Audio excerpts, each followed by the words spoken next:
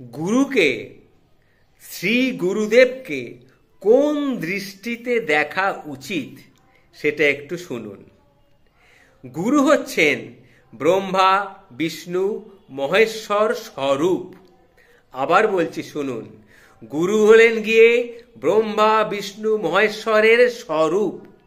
গুরু কৃষ্ণ একই রূপ, শাস্ত্রের প্রমাণ। গুরু হচ্ছেন মাতা পিতা বন্ধু সখা। গুরুকে মনুষ্য জ্ঞান কখনো তুমি করবে না, তাহলে কিন্তু খুব ভুল করবে। গুরুর বিক্রিয়া যদি কখনো দেখো, তথাপি কখনো অবজ্ঞা করবে না, এটা মাথায় রেখো। হেন গুরুপদ পদ্ম করো বন্দনা, যাতে তোমার ঘুচে যায় সকল যন্ত্রণা।